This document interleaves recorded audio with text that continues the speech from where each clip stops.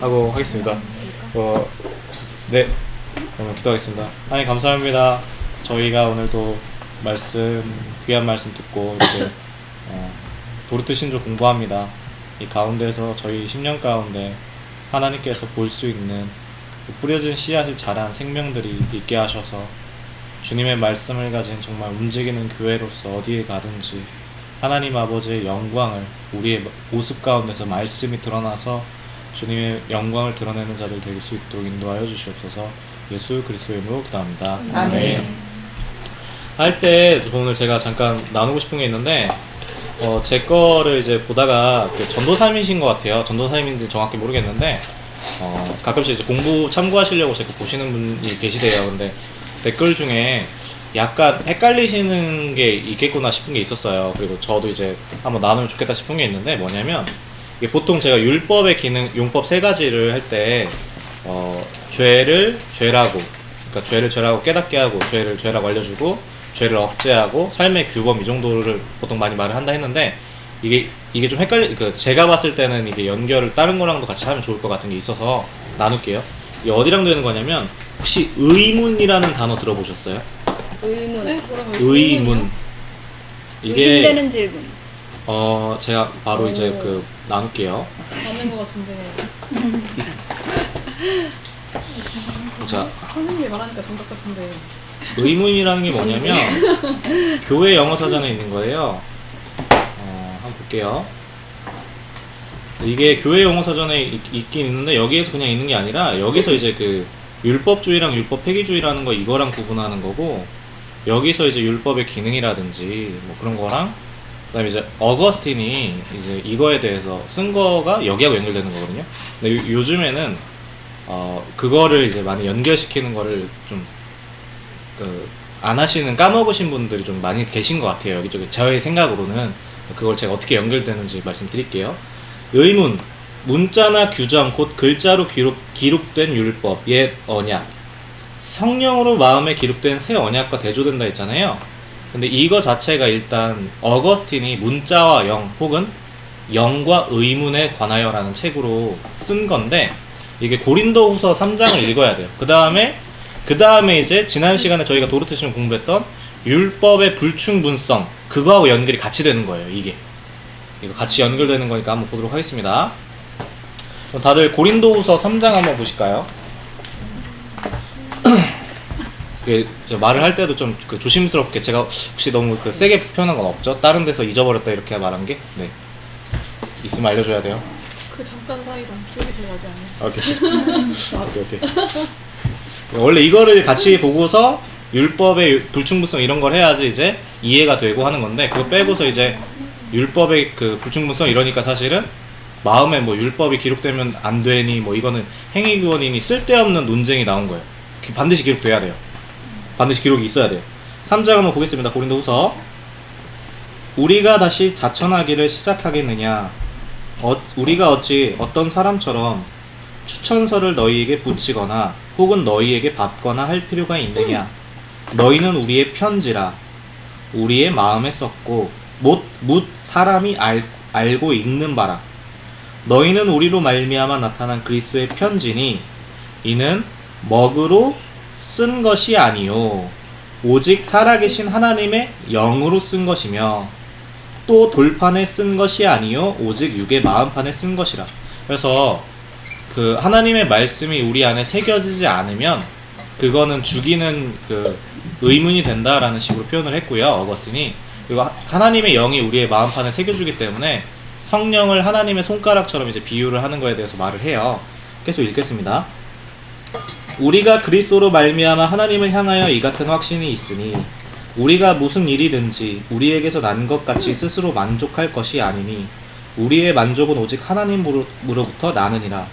그가 또한 우리를 새 언약의 일꾼 되기에 만족하게 하셨으니 율법 조문으로 하지 아니하고 오직 영으로 함이니 율법 조문은 죽이는 것이요 영은 살리는 것이니라. 아까 의문이라는 거 봤겠지만 마음에 새겨진 거를 영이라고 표현을 하는 거예요. 근데 우리가 우리의 본성으로 우리가 이제 마음판에 하나님에 대한 계시를 태어나면서부터 수많은 사람들로부터 이제 듣고 경험한 지식으로 어느 정도 갖고 있지만 그건 항상 불충분하거든요. 그거를 가지고 외부에 새겨져 있는 율법을 바라봐서는 안 된다는 거예요. 그리고 외부에 새겨진 그 율법이 없어도 사람은 그 마음판 자체가, 그 안에 있는 지식 자체가 뭔가 율법 같은, 뭔가 종교의 씨앗 같은 걸 할 수 있는, 그러나 절대 그걸로는 하나님을 온전히 알 수가 없고, 왜? 무지로 점철돼 있으니까. 근데 이걸 부정하는 게 철학자들이라 했죠. 그들은 하나님으로부터 받은 거를 인정 안 할 뿐만 아니라 이거가 완전한 것처럼 말하는데, 우린 그게 아니다. 계속 보겠습니다. 돌에 써서 새긴 죽게 하는 율법 조문의 직분도 영광이 있어 이스라엘 자손들은 모세의 얼굴에 없어질 영광 때문에도 그 얼굴을 주목하지 못하였거든. 하물며 영의 직분은 더욱 영광이 있지 아니하겠느냐. 정죄의 직분도 영광이 있은즉 의의 직분은 영광이 더욱 넘치리라. 영광되었던 것이 더 큰 영광으로 말미암아 이에 영광될 것이 없으나 없어질 것도 영광으로 말미암았은즉 길이 있을 것은 더욱 영광 가운데 있느니라. 우리가 이 같은 소망이 있으므로 담대히 말하노니 우리는 모세가 이스라엘 자손들에게 장차 없어질 것의 결국을 주목하지 못하게 하려고 수건을 그 얼굴에 쓴 것 같이 아니하노라. 그러나 그들의 마음이 완고하여 오늘까지도 구약을 읽을 때 그 수건이 벗겨지지 아니하고 있으니 그 수건은 그리스도 안에서 없어질 것이라. 오늘까지 모세의 글을 읽을 때 수건이 그 마음을 덮었도다. 그러나 언제든지 주께로 돌아가면 그 수건이 벗겨지리라. 주는 영이시니 주의 영이 계신 곳에는 자유가 있느니라. 우리가 다 수건을 벗은 얼굴로 거울을 보는 것 같이 주의 영광을 보매 그와 같은 형상으로 변화하여 영광에서 영광에 이르니 곧 주의 영으로 말미암음이니라. 아멘. 저 잠깐만 보시면, 그래가지고 율법주의가 제가 이제 본성으로 행하는 거라 했잖아요. 율법 폐기주의는 십계명, 그러니까 짧게는 십계명을 폐기했다 이런 거였잖아요. 근데 그거를 극복하려고 온전한 그리스도라는 책을 싱클레어 퍼거슨이 썼는데, 거기서도 마지막 결론 부분에 우리는 그리스도와의 연합이 시작인데 우리의 마음판에 그때 하나님께서 말씀을 써셔서 율법을 행하게 하신다 이런 말을 썼어요. 싱클레어 퍼거슨도 온전한 그리스도라는 책에서. 그걸 한 번 더 거슬러 올라가면 이게 이 고린도후서 3장 내용 가지고 어거스틴이 아까 말씀드렸던 문자와 영 혹은 영과 의문에 관하여 해서 쓰는데, 외부에 있는 건 뭐라고요? 율법. 외부에 있는 건 죽이는 의문이다. 근데 우리 안에 들어오는 게 뭐다? 살리는 영이 되는데, 이게 그냥 신비한 지식이 아니라 이 영은 뭐냐면 사랑이에요. 그래서 어거스틴이 말하기를 바깥에 있는 결국엔 율법이 사랑을 다 포함한다고 하는 그 하나님의 말씀을 가지고서 우리 안에 말씀이 새겨지면 그 안에 사랑이 율법에 있는 내용들을 포함하고, 그래가지고 우리가 그 선택받은 자들은 말씀이 마음판에 새겨져서 그 말씀으로 사랑을 행하니까 사랑을 완성시킨다. 그래가지고 그런 말들을 한 거거든요. 그래가지고 이제 지난 시간에 저희가 도르트 신조 책을 아예 확인을 할까요? 제목만 잠깐만 한번 볼까요?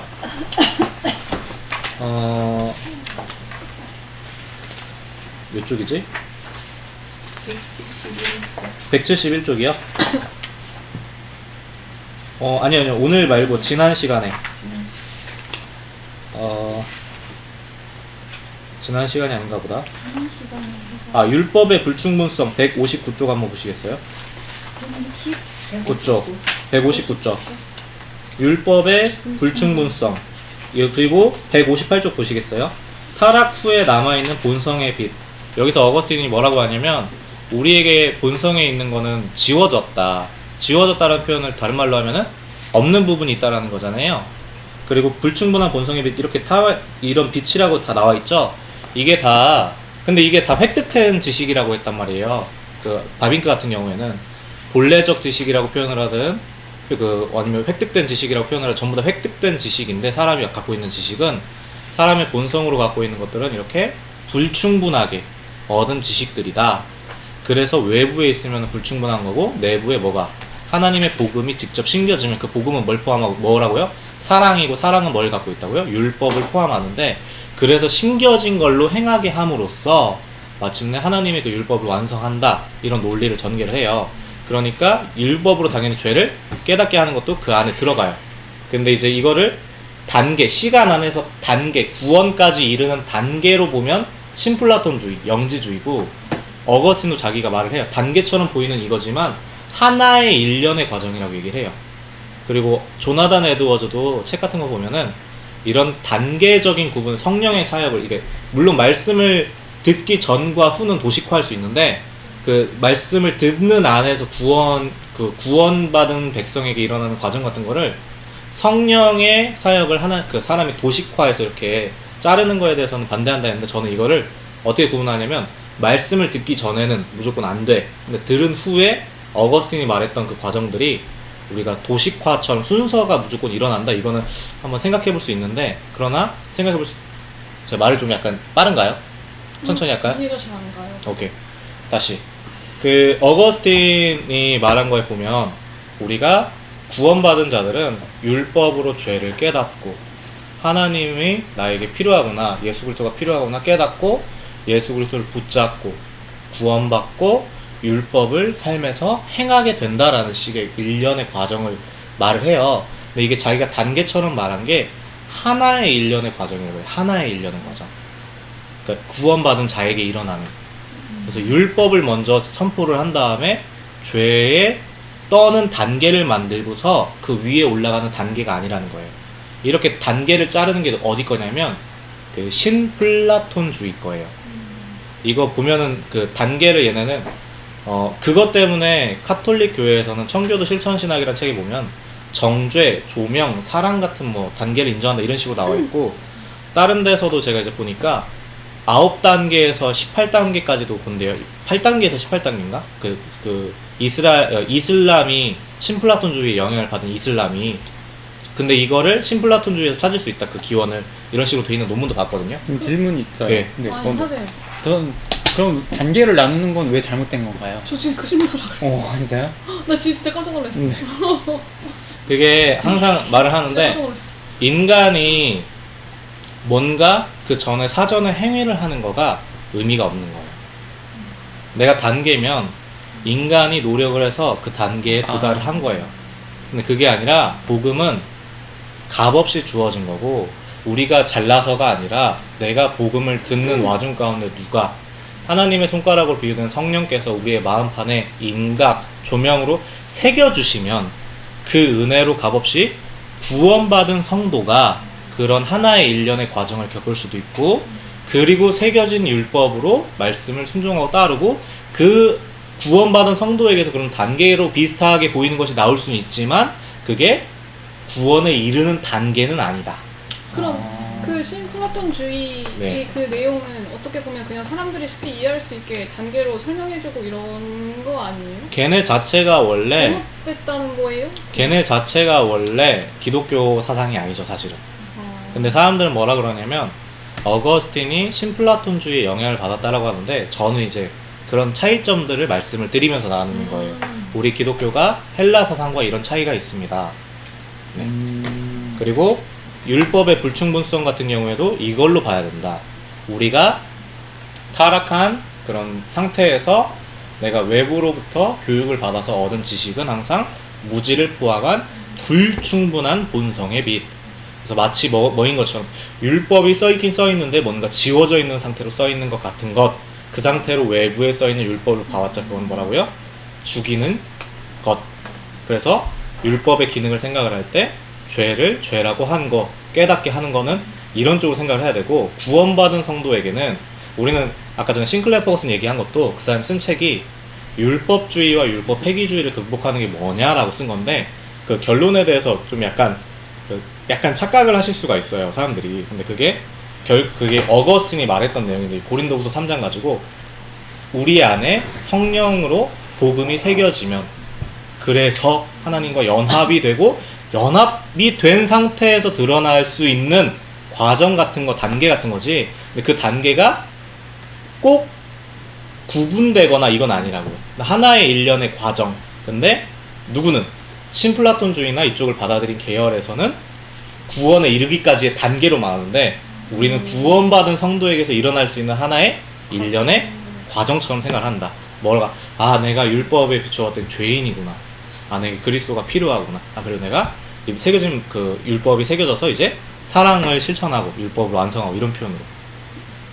네, 혹시 전달이 됐나요?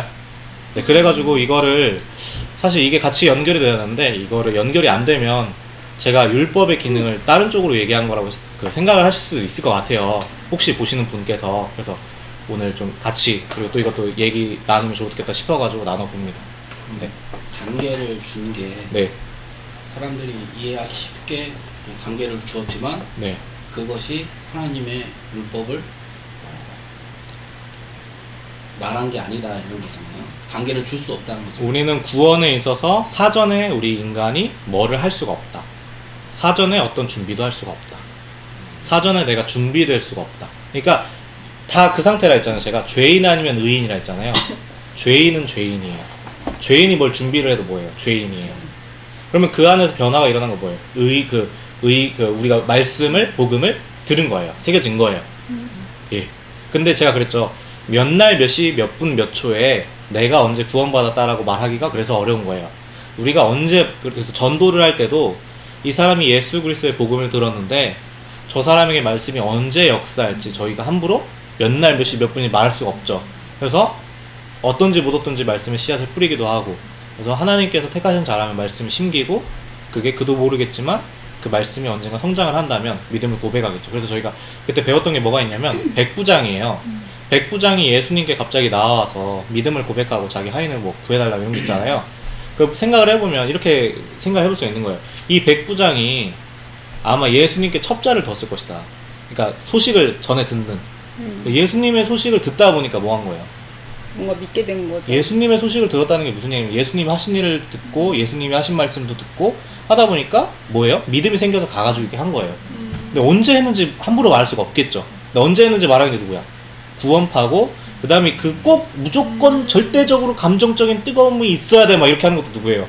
약간 생각해 볼 거리가 있겠죠. 네. 구원의 서정은요? 구원의 서정은 그래서 우리가 논리적으로 구원받은 백성 안에서, 내가 자꾸 얘기하는데 뭐라고 했지? 말씀을 듣기 전과 들은 후가 다르다 했지. 말씀을 듣기 전에는 이런 거가 있어요, 없어요? 말씀을 듣기 전에 이런 거 없는데 단계를 나눠봤자 뭐 하냐고. 말씀을 들은 후에 구원의 서정인 거지. 구원의 서정은 누구에게 일어나는 거예요? 구원받은 사람. 그렇지. 네. 근데 그거 가지고 이제 막 꼭 이제 그 무조건 순서를 막 엄청나게 그게 논리적인 순서라고, 그래서 그 웨스트민스터 내가 봤을 때는 소이름담이가 어디에 그 소이름담이 기억도 정확히 안 난다. 웨스트민스터 고백서 어디에 해놨어요. 논리적인 순서라는 식으로.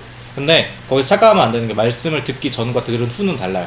듣기 전에는 그런 거 없고 듣는 거 안에서 말씀을 듣는 거는 첫 번째. 네. 말씀 듣고 구원 받은 후에는 서정이 있는 거예요. 그쵸. 그러니까 그리스도와의 연합 이후에 있는 거를 우리가 논리적으로 말을 한 거지, 구원받기 전에 무슨 노력을 하라? 그거는 안 된다라고 이제 옛날 어거스틴 때부터 다 말을 해놨어요. 그리고 그게 아까 전에 제가 말씀드렸던 거, 신플라톤주의 영향으로 이슬람은 8단계인가 9단계부터 18단계까지 나눈 걸 하고, 그 다음에 가톨릭은 그 박영호 씨에 의하면, 박영효 청교도 실천신학 쓰신 분에 의하면 정죄, 조명, 연합의 3단계, 사랑이 아니구나. 그리고 신플라톤주의의 영향을 받은 수피즘은, 이슬람은 그래서 마지막 단계가 항상 사랑, 지식을 뛰어넘는 사랑.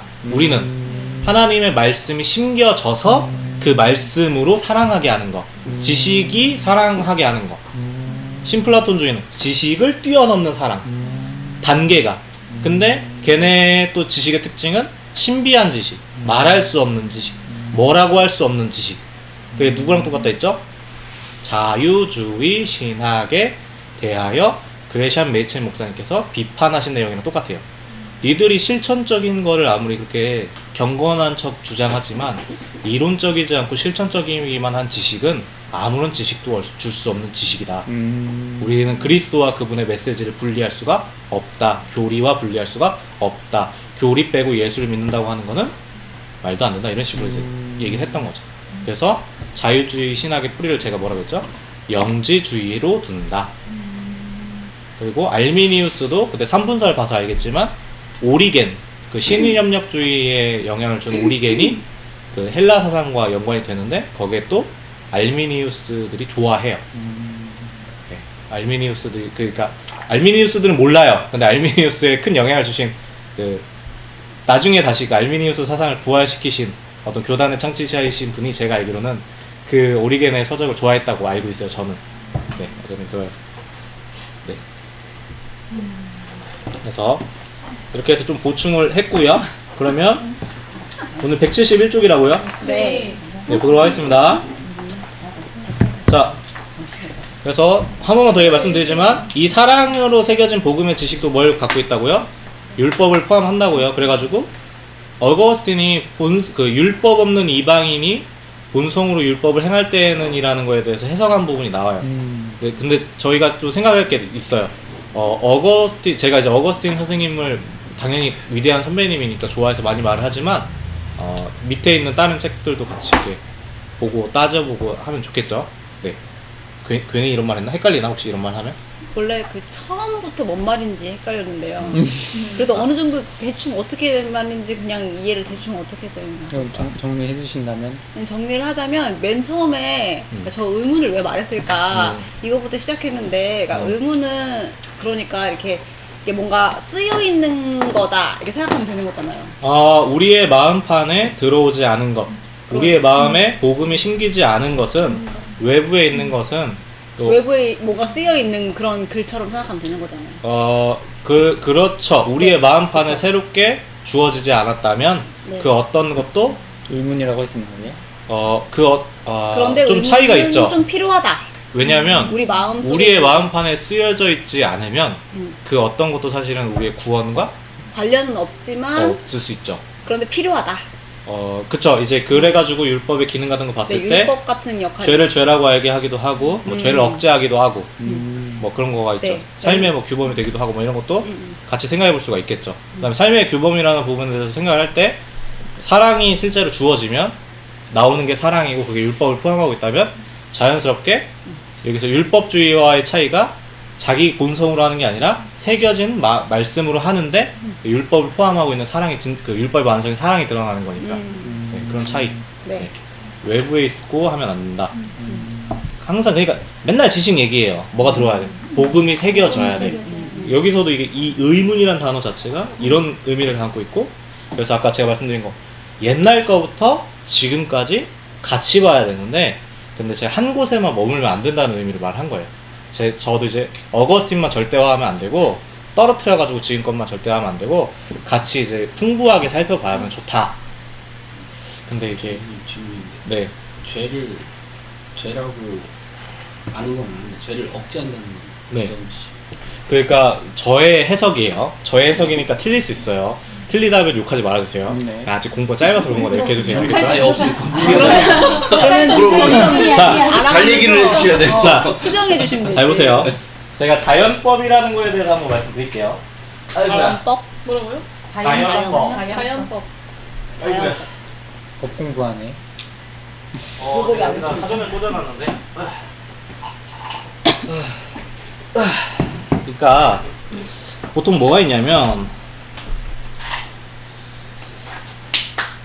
이렇게 질문이 많아지니까 좋다. 사실 그동안 저 혼자만 말하는 것 같을 때는 굉장히 그랬거든요. 그렇군요. 그래요. 자연법, 아는 척할 수 있어. Natural Law, 특별 계시와 무관하게 인식될 수 있으며 특별 계시는 성경이에요. 인간의 행동을 지배하는 것으로 여겨지는 도덕 원리들. 대개 자연법의 옹호자들은 적어도 자연법의 기본 원리들은 모든 사람이 알 수 있으며 따라서 자연법이 마음에 새겨졌다고 말할 수 있다고 생각한다. 근데 이게 지워져서 새겨진 걸로 생각을 하는 거예요. 저희는. 그래서 불충분한 거예요. 근데 그걸 인정 안 하는 게 누구야? 철학자들. 자연법 전통은 도덕을 사물이 지닌 본성 및 그러한 본성의 목적과 연결시킨다. 자연법을 믿는 몇몇 자연주의자들은 이 자연법을 은유적으로 사용하지만 유신론자들은 자연법을 하나님이 공표하신 문자로 기록된 법으로 생각한다. 도덕 원리 같은 거라고 돼 있죠. 이게 철학 변증학 용어사전 C. 스티븐 에반스 김지호 옮김 출처 다 밝혀야지. 이거 뭐 어디 거야 이거? 뭐야 이거 그 신행사전 그 100 무슨 100인데 어쨌든 신행사전 시리즈 있는데 보면 알겠지만 죄를 억제하는 기능이라는 게 뭔지 좀 약간 감이 오시나요? 우리가 이 세상에서 발견할 수 있는 인간다운 사회에서 그냥 좀 인간다운 사회가 유지되는 것도 일반적인 은혜 같은 것도 뭘로 그 부족하고 지워진 것 같지만 그 하나님의 지식이 그들에게 지워지고 악으로 그 정말 거짓되어 있지만 있기 때문에 그나마 완전히 더 심각하게 타락하지는 않은, 그러니까 더 이렇게 망하지는 않은 거. 그러니까 뭔가 도덕적인 거 같은 거라도 있는 거. 남을 해하지 말라고 하던가 그렇죠. 도둑질하지 말라고 하는 그렇죠. 그런 어떤 행동들에 대해서 예. 어느 정도 일반적으로 다 공유하고 예. 있는 건데 예. 그런 것들을 자연법이라고 한다는 건가요? 예, 그런 것도 누구로부터 사실은 인간이 누구로부터 지식을 받았기 때문에 아, 하나님으로부터 지식을 받았기 때문에 비록 거짓되어 있지만 그 지식이 완전히 정말 짐승처럼 되지는 않게. 그러나 그것은 지워져 있는 좀 약간 그 의미라고 해야 될까요? 그 지식을 사실은 살펴보면 뭐가 있다고요? 무지와 결함으로 점철되어 있어서 철저하게 우리는 새 지식을 마음에 심기는 것을 말을 한다. 네, 그래서 일반 은총이나 이런 것도 이 일반 계시나 이런 것도 지식이랑 같이 연결되는 영역이에요. 다 지식이에요, 다 지식. 일반 은총 그 검색하는 게 제일 빠르지 뭐. 내가 이렇게 말하는 것보다. 제가 검색해 드릴게요. 은혜 그리스도어라는 뭐야 이거 좀 더 간단하게 해야겠다. 신의 사랑과 자비를 의미한다. 예수 그리스도에서 계시된 모든 인간에 대한 신의 사랑과 자비를 의미한다. 네, 이렇게 돼 있네요. 좀 헷갈리면 더 검색을 해드릴게요. 되게 근데 많이 쓰는 말이라서 한번 보시면 좋아요. 일반 은총. 내가 그냥 제가 편하게 말씀드리면 믿지 않는 사람들도 다 하나님의 그 은혜 안에 살고 있다. 좀 쉽게 말을 하면. 보편적이다. 예, 보편적으로 다 이제 숨도 쉬고 다 햇빛도 받고 다 지식으로 누려가지고 이렇게 세상이 이렇게 완전히 이렇게 완전 괴상망측하게 어디 가지 않고 이런 모든 거를 좀 포함한다고 저는 이제 말을 해요. 저는 그렇게 말을 합니다. 네. 그러니까 모든 사람들 다 누구의 은혜 안에 누리고 있다? 하나님의 은혜를 누리고 있다. 그러나 그런 일반 은총이 아니라 특별 은총이 뭐다? 특별 계신 말씀으로 말미암아 주어지는 것은 특별 은총이라고 한다. 그거는 선택받은 자에게만 있는 은총, 특별 은총, 특별 계시. 그러니까 모든 사람들은 다 하나님의 계시를 절대 피할 수가 없다. 근데 모든 하나님의 계시를 피할 수 없는 사람들하고 다르게 거짓으로 점철된 그게 아니라 온전한 주님의 그 복음의 말씀이 신길 수 있는 건 어디 안에서만? 하나님의 말씀이 특별 계시 안에서만. 그래서 원래 신학교에서 시작할 때는 옛날에 일반 계시, 특별 계시 그 서론 같은 걸로 조직 신학 서론 같은 걸로 이런 걸로 시작을 했대요. 이게 뭐예요? 벌써 인식론이에요. 신에 대해서 알 수 있는가? 인식론, 지식 얘기란 말이에요. 요새는 신학교에서 안 가르친다 하더라고 잘. 그래가지고 이거 자체가 사람들이 오해를 많이 해요. 제가 이제 지식이다 하면은 사람들이 오해를 많이 해요. 아, 지식은 안 좋은 거야 이런 식으로 생각 많이 해요. 그게 아니야. 일반 계시, 특별 계시는 뭐야? 지식 얘기야. 다 지식 얘기. 또 질문 있나요? 근데 이미 막 그런 학자들도 알고 있는데 이런 거 있잖아요. 와, 난 양심이 없어 이렇게 하는 사람한테 양심도 지식이야. 아, 양심이 없어 하지만 지금 뭐 하고 있어요? 없다고 말하고 있잖아. 그 사람 자체가 말을 할 수 있다는 것 자체도 지식이 있는 거고 우리가 어차피 거짓된 지식이지만 그 안에서 뭔가 있는 거에 혜택이랄까? 그거 누구한테 온 거? 하나님한테 온 거야. 그 사람이 사람답게 자아를 이룬 것 자체도 지식이 없으면 이룰 수 없어. 우리 그때 예시 봤지만 자기가 동떨어져서 무인도에서 갑자기 살았다고 해봐. 동물한테 키워졌다고 해봐. 그럼 뭐야? 동물이야. 그 동물적인 사람이 자기가 자기 스스로 자율적인 지식으로 뭔가를 깨닫고 발전하고 생각하고 할 수 있다라고 믿는 게 뭐고? 철학이고 우리는 그럴 수 없다. 모든 걸 다 어디서부터 얻어야 된다? 하나님으로부터 얻어야지 우리가 인간이 생각하고 하는 모든 것도 다 누구한테 꾼 거야? 하나님으로부터 꾼 거, 제가 꾸었다고 표현을 할게요. 저번에 틀릴 수도 있겠지만 목사님께서 그때 우리 지식 사용료를 내야 된다 이런 그 비유적인 표현 쓰셨잖아요. 그러니까 모든 인간은 다 누구로부터? 하나님으로부터. 지식의 기원 어디다? 하나님이다. 네. 우리는 그래서 의존적인 존재들. 철학자들이나 세상 사람들은 자율적인 존재들. 자기들 생각할 때. 자기는 뭐야? 우리는 이 자연법 같은 게 지워져 있는 것 같더라도 누가 새겨준 거의 흔적으로 보는데 하나님의 계시의 흔적 같은 걸로 보는데 말이 좀 약간 오해가 있을까봐 다시 말하지만 하나님의 말씀의 흔적 같은 걸로 보는데 그 은혜의 흔적 같은 거 은혜로 보는데 그 사람들은 뭐야? 그거 자체도 부정을 하고 그걸로 충분한 것처럼 저희 도르트 신조에서는 불충분한 본성의 빛 뭐 이런 식으로 돼 있는데 네. 이렇게 다들 이렇게 공부를 열심히 하시려고 하고 이해하시려고 하는 것 같으니까 굉장히 보기가 좋네요. 저 틀린 거 있으면 나중에 꼭 밝힐게요. 네. 네. 네. 그 지식- 틀린 거 같다 했으면 꼭 말하세요. 네. 지식이 엄청 힘이 있는 것 같아요. 누구예요? 그러니까 그런 하나님 네. 말씀도 엄청 힘이 있을 거라는 걸 뭔가 추측해 보는 게 그냥 일반적인 사람들의 지식이 뭔가 진짜 움직인다는 게 느껴질 때, 힘이 있다는 게 느껴질 때, 그럴 힘이 때, 있어요. 그럴 때 있잖아요. 막 지식이 힘이 있어요. 지식이 힘이 있다는 게 느껴질 때 있잖아요. 근데 그게 느껴질 때가 그냥 이제 이런 막 지식을 배우고 정말 뇌가 어떻게 작동되고 사람의 감정이 뭐고 이런 걸 배우니까 그러니까 진짜 지식이 힘이 있는 거예요. 힘이 있어요. 틀린 말도 자꾸 들으면 그 각인 효과 때문에 거짓이 힘이 있어요. 거짓도 힘이 있죠. 어, 네, 그러니까 맞아요. 어떤 지식이든 그게 무서워. 힘이 있는 게 느껴지니까 와 진짜 하나님이 세상을 만드셨겠다 만들었지, 말씀. 이런 생각이 드는 거예요. 지식이 말씀이 진짜 대단하다는 게 느껴지니까. 그게 이제 좀만 더 얘기할까요? 그거가 이제 옛날에 이렇게 생각했어요. 기독교적이지 않은 사람 중에 맨날 얘기하는 사람 데카르트 있잖아요. 그때까지만 해도 우리는 육체도 살아있는 육체라고 보잖아요. 근데 걔네는 육체는 기계랑 똑같이 하고 그 정신적인 부분이 힘을 발휘한다 생각했어요. 오. 그래가지고 이 기계적인 걸 움직인다 생각했어요. 근데 그게 깨져요. 어떻게 깨지냐면 뉴턴 때문에 그래요. 왜 현대 철학에서 깨진다고 그러던데? 뉴턴이 음. 만유인력 법칙이라든지 뭐 이런 거잖아요. 네. 봤더니 기계들도 서로 뭔가 우리가 의지나 힘 같은 거를 기계적인 부분에 작용을 한다고 생각하는 철학이 있었는데 세상의 모든 물체들이 서로 끌어당기고 뭔가 힘을 작용을 서로 주고받는 거야 기계들이. 그러니까 뉴턴도 당황했다 그래요. 제가 이제 촘스키 지혜 향연 두뇌 언어와 두뇌라는 그 책에서 봤는데 와. 그리고 데니얼 데니 의식은 의식이라는 꿈인가 어디서 그 촘스키가 이제 언어는 그 사고를 물질적인 부분에서 생각한다라는 걸 읽었는데 결국 그러니까 근데 또 이제 촘스키는 그 책에서 이래요. 언어와 두뇌 거기 지혜 향연에서 그래요.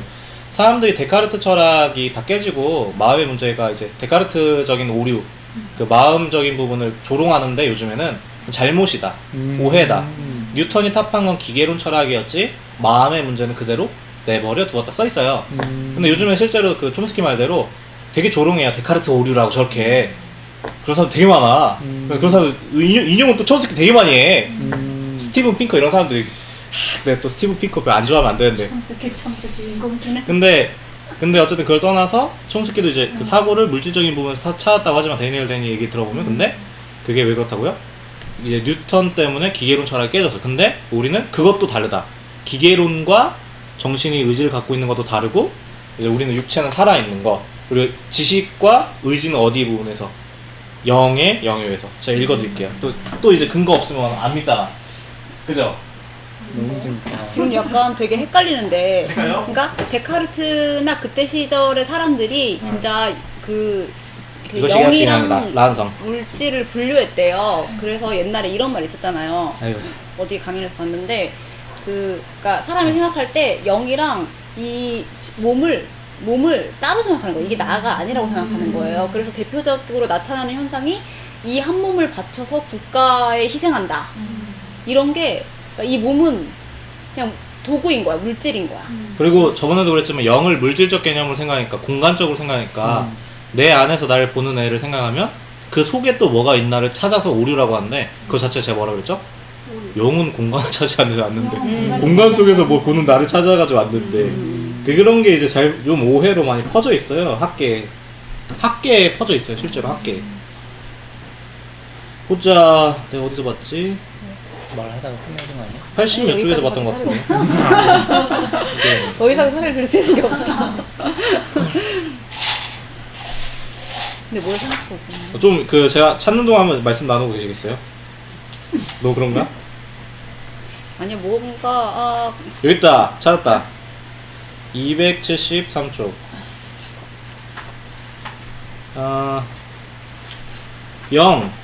영혼 또는 영혼이란 단어로 혼동하기도 하지만 이런 단어들은 영과 동의어로 보는 것이 좋습니다. 영혼이 몸속에 신적으로 유입된 숨 또는 에너지라고 여기는 자들이 있습니다. 제가 에너지도 뭐라 했죠? 물질 개념을 했죠. 대체적으로 철학자들이 이런 억지 주장을 하곤 하는데 여러 종교에서 말하는 것에 영향을 받아 나름대로 인간 이해를 한답시고 가설을 쏟아낸 결과입니다. 결국 이들은 자신도 구원하지 못하고 다른 사람들까지도 인간에 대해 제대로 이해하지 못하도록 만듭니다. 또 영적인 일은 영적인 것으로 분별한다고 하여 신령한 자는 모든 것을 판단한다. 고린도전서 2장 13, 15절 하고 주장하며 영과 영에 속한 사람이라고 여기는 사람이라는 여러 가설로 대중을 현혹하는 자들이 있습니다. 이런 가설들은 인간이 가공한 것에 불과하게 참고할 뿐 그것으로 인간에 대한 온전한 이해는 불가능합니다. 그리고 혼과 영과 및 관절과 골수라는 말씀 히브리서 4장 12절을 인용하여 혼과 영은 다른 것으로 주장하는 것들도 있습니다. 잘 들어보세요. 혼과 영은 다른 것으로 주장하는 자들도 있습니다. 칼빈 선생은 히브리서 주석에서 이에 관해 다음과 같이 설명합니다. 영이란 단어는 혼이란 단어와 이따금 동일하게 사용된다. 하지만 함께 사용될 때는 첫 번째 것은 모든 애정을 포함하고 두 번째 것은 지성적 능력이라 불리는 것을 의미한다. 그래서 바울은 데살로니가 교인들에게 글을 쓸 때 이 단어들을 사용하는데 너희 온 영과 혼과 몸이라는 의미 역시 같다고 보면 좋다. 그런데 이런 단어들은 마음, 의지 및 외적 행동의 순결과 정숙함을 지속하는 의미를 담고 있다. 여기서 이제 해석을 해요. 라는 교수가 영과 혼을 구별하지 말고 사용하라는 것이고 함께 사용될 때는 인간의 마음과 의지를 의미한다고 설명합니다. 쭉 하고서 여기서 딱 이렇게 써있어요. 영은 지성의 좌석은 틀림없이 영입니다. 기독교 강요 1권 15장 2항. 네, 지성과 지성의 좌석은 틀림없이 영입니다. 그 다음에 더 재밌는 것도 있어요. 여기서 제가 읽어드릴게요. 지성이란 영의 안내자이자 지도자이고, 그러니까 영의 안내자이다 지도자가 왜? 지성이고, 의지는 항상 그 손짓을 따라 욕망의 문제에서 그 선택을 기다립니다. 1권 15장 7항 기독교 강요. 무슨 말이에요? 이미 기독교 강요 안에서 이 욕망이란 문제가 되게 옛날부터 고민이라 했잖아요. 즉 욕망이 해결된 사랑의 지식으로 하는 건 구원받은 그 지식이고, 이게 인간의 의지가 그 따르는 걸 뭘 따른다고요? 지성을 따른다는 거예요. 지성을 따르는데 욕망과 욕구라면 지식이 잘못되어야 되는 게 맞아요. 제 해석으로는. 제가 공부하는 바로는. 근데 온전한 참된 사랑, 욕구와 욕망은 부족하거나 결핍 같은 걸 말하는 거거든요. 그걸로 이루어지는 게 아니라 그냥 사랑의 행동은 사랑의 지식이기에 의지가 그 온전한 지식을 따라야지 되고, 이미 기독교 경우에서 의지가 뭘 따른다고 돼 있어요? 지식을 따른다고 돼 있는데. 재밌다.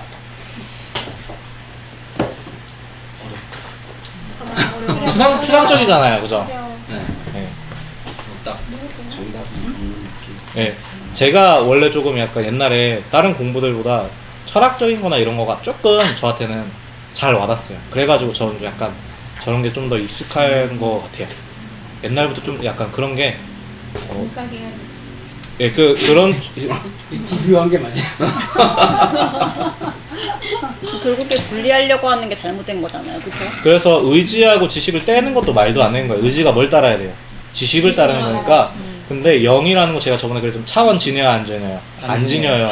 의지는 항상 뭘 따른다고요? 지식을 따른다고요. 그래서 제가 하나의 일련의 과정이라고 한 것도 하나의 단계로 보이지만 하나의 일련의 과정도 그 지식이 의지를 드러낼 때 시간 안에서 어떤 식으로 드러날 수 있겠지만 그거를 이제 막 쪼개는 게 아니라는 거죠. 구원받기 전에.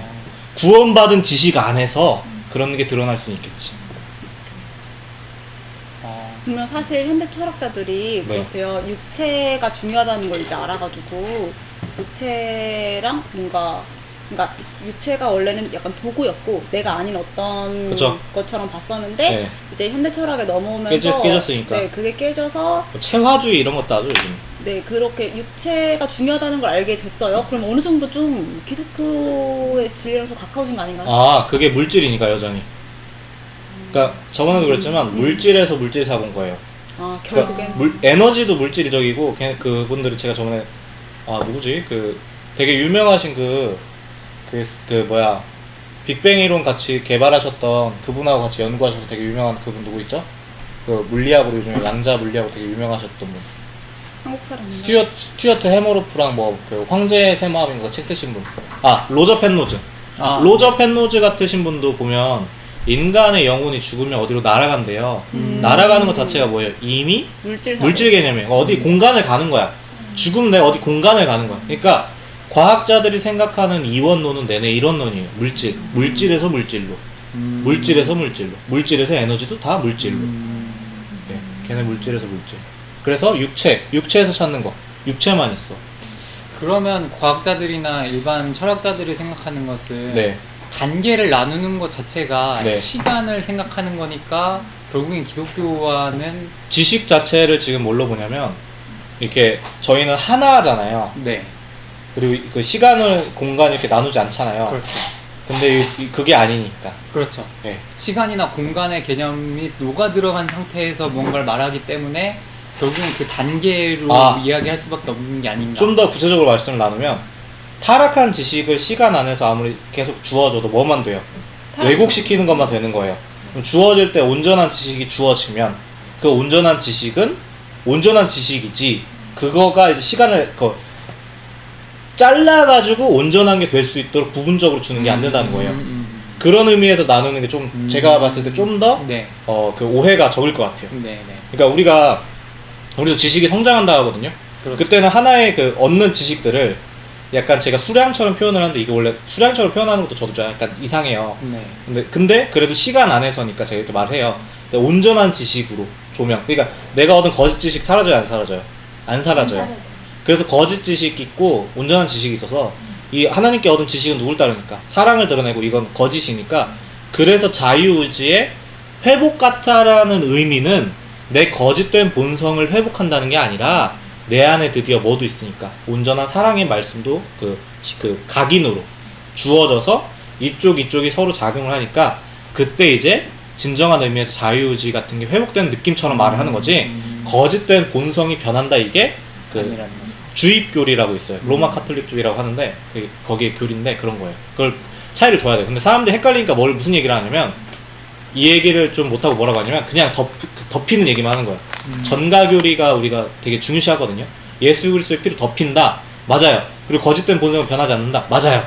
근데 반드시 예수 그리스도로 구원받은 자에게는 그 안에 뭘 주신다? 사랑의 말씀을 각인으로 새겨주신다. 그럼 이제 같이 작용을 해서 그때 이 사랑의 말씀이 성장을 해서 내가 이쪽으로도 많이 활동하게 되고 이게 성화. 근데 이제 성화를 이제 또 헷갈리니까 뭐를 하냐면 삶에서는 열심히 살아야 된다. 근데 열심히 살지 말라는 게 아니에요. 결국에는 뭘 키우는 거야? 우리가 말씀이 성장하는 거. 근데 이거가 단계적으로 줄 수는 없다. 왜? 온전한 말씀 아니면 거짓된 말씀인데 거짓된 말씀은 항상 섞여 있으니까 거짓 이렇게 된다. 주어진 거 온전한 말씀이 한번 신기는 거다. 예. 네. 네. 굉장히 우리 다 신학자 아니야 지금? 거의 뭐 여기 신학교인데? 그래서 이거 도르트 신조 앞에 보시면 복습을 뭐 하실지 모르겠지만 보시면 앞에 다 이제 그런 무지로 얻어진 얘기로 다 나와요. 자 그럼 드디어 복음 거절에 대한 책임 들어가겠습니다. 네. 복음 사역으로 부름을 받았지만 나아오지 않아 회심에 이르지 못한 것의 잘못은 복음이나 그리스도나 하나님에게 있지 않다. 잘못은 부름받은 자신에게 있다. 그들 중 어떤 이들은 영적으로 부주의해서 생명의 말씀에 주의하지 않으며 또 다른 이들은 말씀에 주의하지만 그것이 자신의 심령에 들어오는 것을 허락하지 않는다. 이것도 생각을 할 게 이렇게 설명을 해요. 하나님께서 원하는 자를 구원할 수 없으면 하나님의 주권에 문제가 생긴다. 그래서 거절할 수 없는 하나님의 은혜다라고 말씀을 하시는데 저는 그거를 완전히 부정하고 싶지는 않고 다만 거절할 수 없는 하나님의 은혜라고 표현할 때 저는 이런 쪽도 생각을 해서 말씀을 드리는 게 있는데 어떤 거냐면 거짓된 본성은 뭐밖에 선택을 못해요? 거짓밖에. 그래서 하나님께서 주시는 걸 받고 말고가 아니라 다 뭐야? 다 그냥 거짓반 선택을 하는 거야. 저는 그렇게까지 말씀을 한번 나누어 봅니다. 따라서 일시적인 믿음의 기쁨이 사라진 후 떨어져 나가게 된다. 그러니까 거짓이 거절하고 선택하고 이게 아니라 선택된 발생에게 거절할 수 없는 그냥 심어주시니까 그런 거예요. 거짓된 본성이 뭐 선택하지 않아요. 네. 세상 염려의 가시와 세상 즐거움으로 인해 말씀의 씨앗을 질식시켜 열매를 맺지 못하는 경우도 있다. 이건 사실은 말씀이 아예 심기지가 않은 거죠. 이 원리를 예수님께서는 마태복음 13장의 씨 뿌리는 자의 비유를 통해 가르쳐 주신다. 복음 거절에 대한 책임. 복음은 모든 곳에 선포되지만 응답하는 자는 많지 않다. 많은 이들이 복음을 듣지만 회개하거나 믿음으로 나아오지 않는다.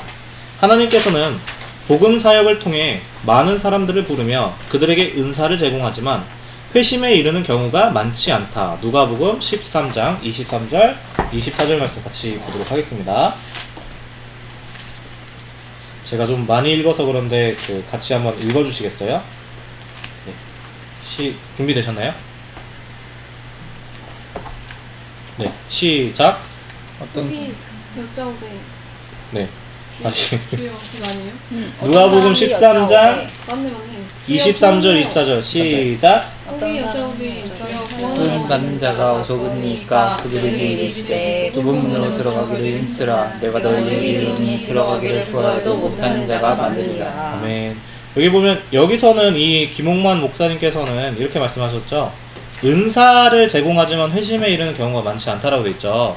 이것도 이제 교회 영어 사전에 검색해 보시면은 이게 나오는데 은사, 특별한 방언 같은 은사를 받아야만 구원을 받는다라고 하는 게 이단적인 요소인 거가 이미 교회 영어 사전에 있어요. 그걸 은사주의라고 해요. 그러니까 은사는 애초에 저 같은 경우에는 직통계시 방언 자체도 이제 그 부정을 하지만 그렇지 않은 분들이 많잖아요. 근데 그분들의 말씀 중에서 조심해야 되는 게 뭐냐면 방언을 할 때 성령을 받았다는 거야. 근데 그걸 뭐라고 분류된다고요?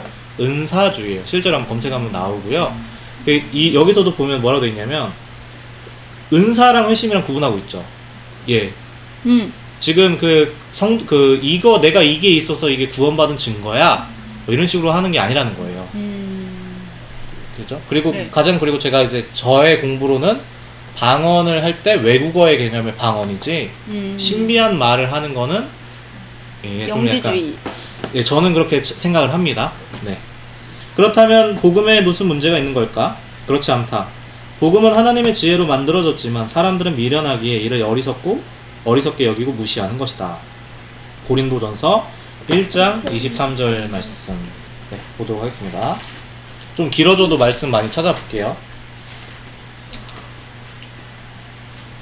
우리는 십자가에 못 박힌 그리스도를 전하니 유대인에게는 거리끼는 것이요 이방인에게는 미련한 것이로되 그렇다면 복음 안에 제시된 그리스도가 문제인가? 이 역시 아니다. 그리스도는 하나님의 의로우신 구원의 방식이다. 로마서 3장 21절 말씀. 로마서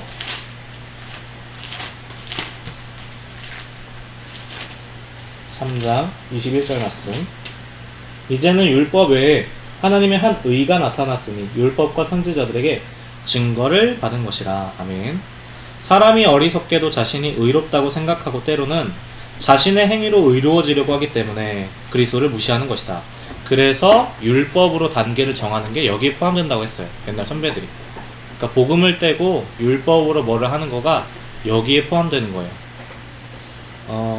그렇다면 하나님께서 부르실 때 부족한 무언가가 있기에 복음을 거절하는가? 이 또한 아니다. 하나님께서는 복음으로 사람들을 부르실 때 은사도 부여하신다. 복음을 들을 수 있도록 성경 교사 등, 여기서 말하는 은사니까 완전 신비적인 거 말하는 게 아니죠. 교사 등 여러 수단을 제공해 주신다. 따라서 복음을 거절하고 회심에 이르지 못한 것은 스스로의 잘못이다. 복음을 거절하는 유형, 시계 방향으로 읽어주세요. 복음을 거절하는 첫 번째 유형은 영적으로 부주의해서 생명의 말씀에 주의를 기울이지 않는 것이다. 그 심령이 강박하여 생명의 말씀에 관심을 두지 않는다.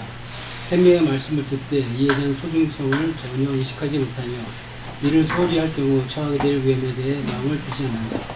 두 번째 유형은 하나님의 말씀을 듣고 기뻐하며 받아들이되 말씀으로 인해 어려움이 생기면 곧 말씀을 버리는 자들이다.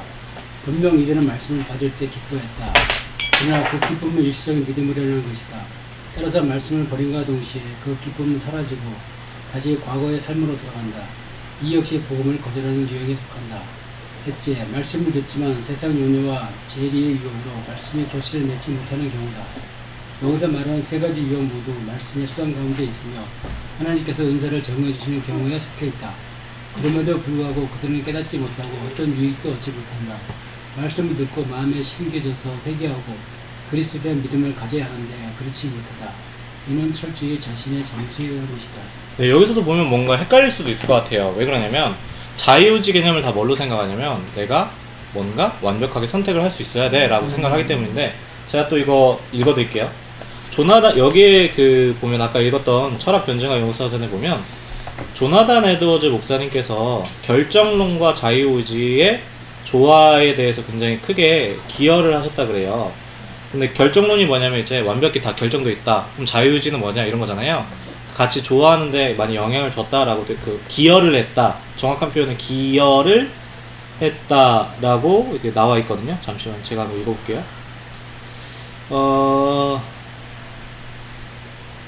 자유와 결정론에 있어서 양립 가능론 이거에 헌신을 했다. 기여를 했다가 아니라 헌신을 했다라고 되어 있네요. 헌신을 했는데 그럼 제가 이제 자유의지에 대해서 한번 읽어볼게요. 자유의지에 대해서 양립 가능론자들은 자유의지를 어떤 외부의 원인에 의해서가 아니라 자기 자신의 의지에 따라서 행동할 능력으로 본다. 그럼 누가 복음 거절하라고 강제하지 않았는데 자기가 그냥 거절한 거예요. 근데 잘 들어보세요. 다만 의지 자체는 궁극적으로 자아 너머에 있는 무언가에 의해 인과적으로 결정된 것이라 볼 거다. 제가 아까 의지가 어디 나온다 했죠? 지식에서 나온다고 했죠. 자, 그럼 보면 자신의 그냥 그 성향에 따라서 그냥 이것도 제가 지금 어디서 읽었었는데 잠깐 헷갈린다. 어디서 읽었었는데 자신의 성향에 따라서 강제나 강압 없이 그냥 선택을 한 거예요. 그거가 자유의지라고도 말을 하는 거예요, 저희는. 근데 그게 뭐 때문에? 지식의 문제였다. 그래서 이게 좀 헷갈릴까봐 이거 같이 밝힙니다. 제 10항 하나님의 사역으로서의 회심 읽어주세요. 복음 사역을 통해 부르심을 받은 자들이 부르심으로 나와 회심하는 것은 사람으로 인함이 아니다. 마치 자신이 다른 사람과 구별된 자유의지를 가지고 믿음과 회심의 조건을 충족시킨 것으로 생각해서는 안 된다. 하나님께서는 자기 소유를 택하셔서 정하신 시간에 그들을 효과적으로 부르시고 그들에게 믿음과 회개를 부여하신다. 그리고 그들을 어둠의 지배에서 구출하시며 아들의 나라로 옮기신다. 이는 어두움에서 불러 자신의 빛으로 들어가게 하신 놀라운 행사를 선포하기 위함이며 사도들이 증거한 대로 그들로 하여금 자기 자신 안에서 자랑하지 말고 주 안에서 자랑하게 하기 위함이다. 여기서도 어두움을 막 이상한 걸로 생각하거나 빛을 이상한 걸로 생각하면 안 되겠죠. 지식 얘기고요.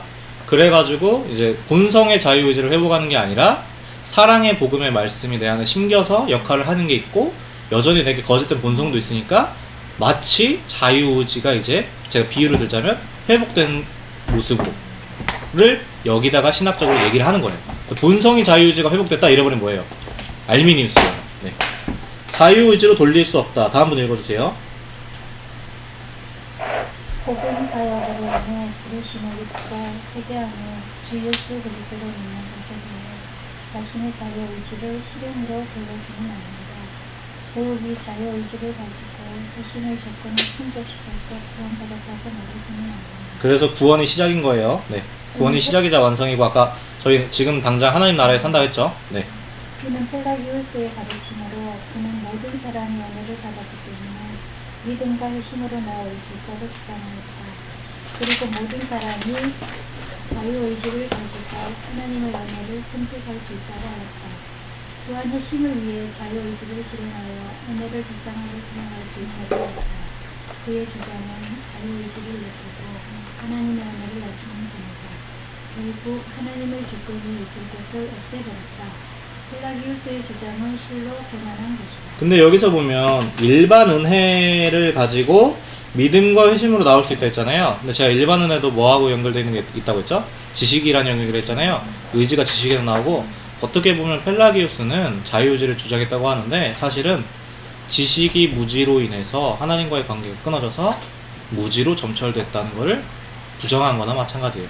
그래서 인간의 지식이 이렇게 무지로 됐다는 걸 부정하면 자유의지를 당연히 옹호한 쪽으로 나가는 것 같아요. 그래서 제가 그때 칸트 얘기를 했잖아요. 칸트의 형이상학이 딱 그래요. 인간의 자아가 신적인 곳에 참여하고 있어요. 뭔가 예지계라고 하는 그곳에 참여하고 있는 그 이데아의 세상 같은 건데 그런 거에 참여하고 있으니까 자율적인 존재예요. 그래서 그는 모든 것을 알면서도 모든 걸 모르는 이상한 게 있는데 그래서 할 수 있는 거예요. 자기 자유의지가 부활되고 사람들 생각할 때 칸트와 펠라기우스가 비슷하다고 말하는데 저의 주장은 그런 것 때문에 그런 게 아닐까. 지식 때문에. 저의 주장입니다. 지금 제가 너무 지식하니까 제가 다른 책들도 더 많이 읽어와서 더 풍성하게 나눌게요. 네. 전적으로 다 다음 번 읽어주세요. 우리가 회개하고 그리스도를 믿게 된 것은 전적으로 하나님의 은혜에 기인한다. 왜냐하면 하나님께서는 자신이 선택한 백성을 단순하게 부르시지 않으셨다. 하나님께서는 그 은혜가 유효하도록 부르셨다. 유효한 부르심은 성령의 역사를 통해 부르심을 입은 자들이 죄인임을 깨달아 회개하게 하신다. 그리고 믿음이 일어나게 하여서 그리스도를 향해 나아가도록 만든다. 곧 하나님의 부르신 것의 열매는 회개와 믿음이다. 그래서 복음의 부르심을 믿음과 회개의 부르심이라고 말하는 것이다.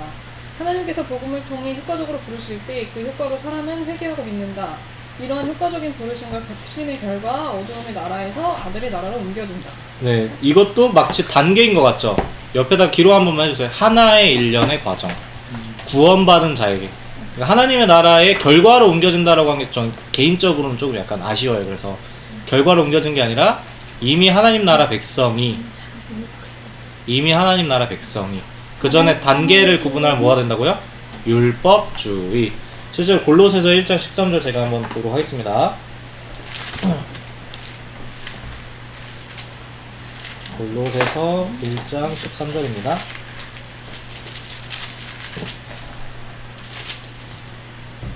그가 우리를 흑암의 권세에서 건져내서 그의 사랑의 아들의 나라로 옮기셨으니. 이걸 단계로 생각하면 안 된다고요. 이제 흑암에서 나왔으니까 우리가 어디로 들어간다? 하나님 나라로 들어간다 라고 해버리는 순간 이미 하나님 나라에 들어가지 않은 존재죠. 그죠? 그게 아니라는 거예요. 네. 정해진 시간 다음 분 읽어주세요. 비록 어떤 자가 선택되었다 할지라도 실제적으로 그에게 구원이 일어나는 것은 성령의 유효한 역사가 일어날 때다. 그때는 언제죠? 말씀을 경험해야만 하는 때. 그래서 성령의 유효한 역사나 성령의 사역을 인간의 도식화하면 안 된다 하지만 하나 분명한 거는 말씀을 듣지 못한 자의 구원에 대해서 막 말을 하는 것 자체는 말도 안 된다. 말씀을 듣지 못한 자와 말씀을 들었을 때 구원받은 자 이런 식 안에서의 얘기해야지 구원을 받지 못한 자에게 그러니까 말씀을 듣지 못한 자에게 성령께서 어떻게 구원을 하시는가? 라고 말하는 거는 말도 안 된다. 네, 죄송합니다. 그리고 성령의 유효한 역사는 아버지가 정하신 시간에 발생된다. 그러나 우리는 그때를 알 수 없기에 그 영혼에게 부지런히 복음을 전하고 그 영혼 위에 성령의 유효한 역사가 있기를 구하고 또한 주목해야 한다. 네, 고린도전서 2장 4절 말씀입니다. 내 말과 내 전도함이 설득력 있는 지혜의 말로 하지 아니하고 다만 성령의 나타나심과 능력으로 하여. 아멘. 만약 정해진 시간이 있다면서 가르치기와 전도를 게을리한다면 그것은 알미니안주의에 대한 극단적인 반응인 하이퍼 칼빈주의에 해당하는 것으로서 이 또한 옳으다. 제가 하이퍼 칼빈주의의 오해가 그거랬죠. 하나님께서 예정하셨으면 그냥 마음대로 하시겠지. 그게 아니라 반드시 말씀을 경험하는 거 안에서 말씀이 신겨야 되고, 이 생각 자체가 누구 생각이냐? 그리스도인적인 생각은 아니다. 하나님의 말씀대로 우리가 그 사랑의 복음이 신겼다면 내가 그 사랑의 복음으로 행해야 되는데 그 생각이 아니라 누구 생각인 거예요? 본성의 생각으로 하나님께서 하신다고 했으니까 냅둬. 전혀 차이가 완전 크죠. 그 유치한 논리를 가지고 장로교의 예정론은 말도 안 된다면서 도덕적으로 사람들의 열심을 내게 하기 위해서 믿음으로만 구원받게 하면 안 된다라고 하는 사람들이 무슨 생각이야? 자기 생각으로 교리를 바꾸는 자들. 왜? 하나님의 말씀의 교리보다 누가 있으니까? 자기 생각이 위에 있으니까. 네, 다음 분 읽어주세요. 성령의 유효한 역사로 인해 진정한 구원의 은혜를 맛본 자는 하나님이 구속하시는 방식을 찬양하게 되어 있다. 그 구속 방식에 하나님의 최고의 지혜가 담겨 있음을, 하나님의 은혜의 방식이 얼마나 놀라운지를 찬양하는 것이다. 그들은 오직 주님을 찬양하며 도무지 은혜를 받을 수 없었던 자신에게 이 놀라운 은혜를 베푸신 것을 찬송한다. 네, 고린도전서 1장 31절 말씀 보겠습니다. 기록된 바 자랑하는 자는 주 안에서 자랑하라 함과 같게 하려 함이라. 베드로전서 2장 9절도 제가 보도록 하겠습니다.